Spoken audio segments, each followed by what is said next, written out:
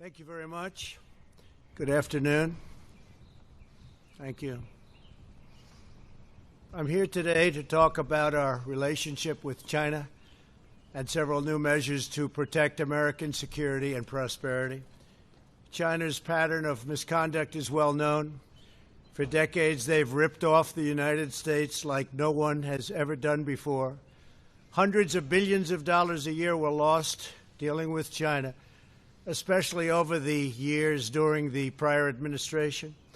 China raided our factories, offshored our jobs, gutted our industries, stole our intellectual property, and violated their commitments under the World Trade Organization. To make matters worse, they are considered a developing nation, getting all sorts of benefits that others, including the United States, are not entitled to. But I have never solely blamed China for this. They were able to get away with the theft like no one was able to get away with before because of past politicians and, frankly, past presidents.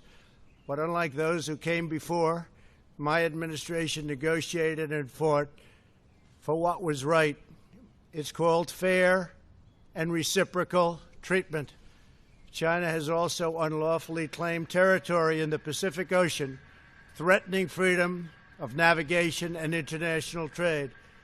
And they broke their word to the world on ensuring the autonomy of Hong Kong.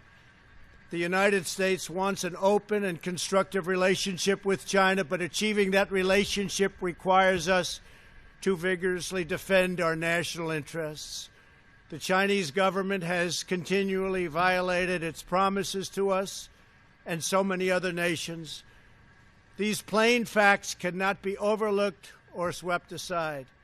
The world is now suffering as a result of the malfeasance of the Chinese government. China's cover-up of the Wuhan virus allowed the disease to spread all over the world, instigating a global pandemic that has cost more than 100,000 American lives and over 1 million lives worldwide. Chinese officials ignored their reporting obligations to the World Health Organization and pressured the World Health Organization to mislead the world when the virus was first discovered by Chinese authorities. Countless lives have been taken and profound economic hardship has been inflicted all around the globe. They strongly recommended against me doing the early ban from China, but I did it anyway and was proven to be 100% correct. China has total control over the World Health Organization, despite only paying $40 million per year compared to what the United States has been paying, which is approximately $450 million a year. We have detailed the reforms that it must make and engage with them directly, but they have refused to act. Because they have failed to make the requested and greatly needed reforms, we will be today terminating our relationship with the World Health Organization and redirecting those funds to other worldwide and deserving urgent global public health needs. The world needs answers from China on the virus.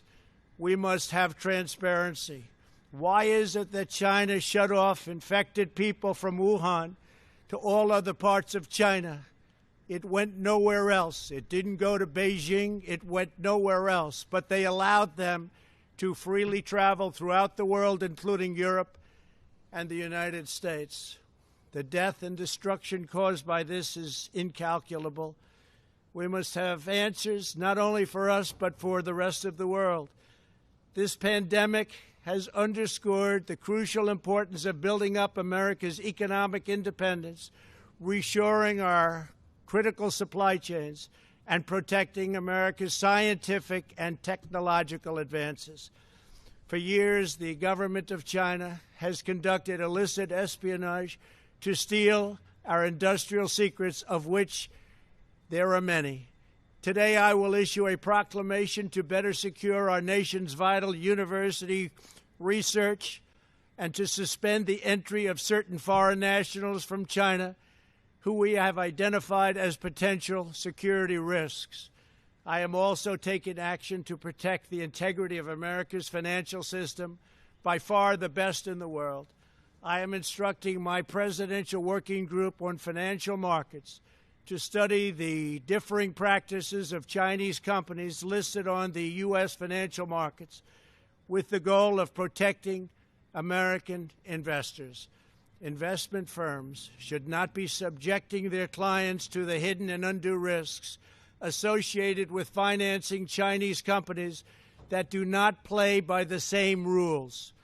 Americans are entitled to fairness and transparency. Several of the most significant actions we're taking pertain to deeply troubling situations unfolding in Hong Kong. This week, China unilaterally imposed control over Hong Kong's security. This was a plain violation of Beijing's treaty obligations with the United Kingdom in the Declaration of 1984 and explicit provisions of Hong Kong's Basic Law. It has 27 years to go. The Chinese government's move against Hong Kong is the latest in a series of measures that are diminishing the city's long-standing and very proud status. This is a tragedy for the people of Hong Kong, the people of China, and indeed the people of the world. China claims it is protecting national security. But the truth is that Hong Kong was secure and prosperous as a free society. Beijing's decision reverses all of that. It extends the reach of China's invasive state security apparatus into what was formerly a bastion of liberty. China's latest incursion, along with other recent developments that degraded the territory's freedoms, makes clear that Hong Kong is no longer sufficiently autonomous to warrant the special treatment that we have afforded the territory since the handover. China has replaced its promised formula of one country, two systems with one country, one system. Therefore, I am directing my administration to begin the process of eliminating policy exemptions that give Hong Kong different and special treatment. My announcement today will affect the full range of agreements we have with Hong Kong, from our extradition treaty to our export controls on dual-use technologies and more, with few exceptions.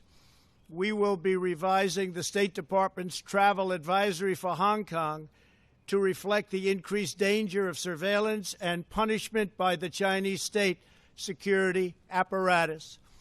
We will take action to revoke Hong Kong's preferential treatment as a separate customs and travel territory from the rest of China.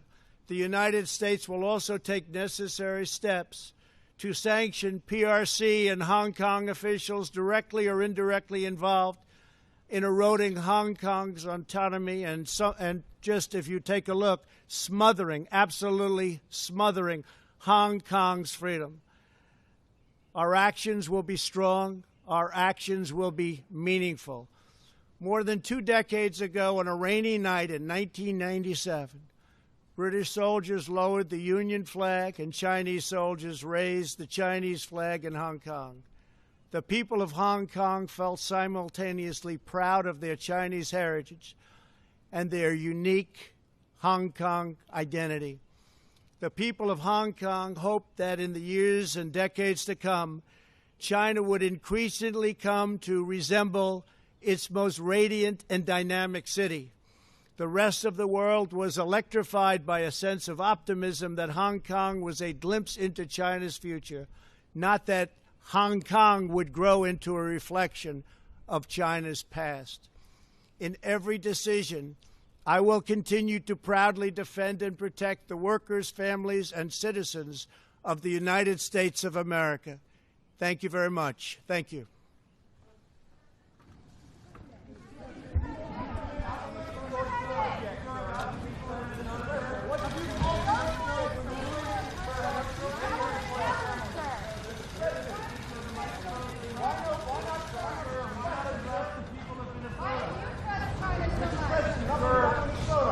Why not address Minnesota, sir?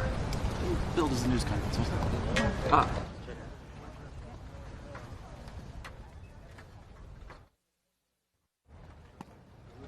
Press conference. Yeah, what happened to press conference?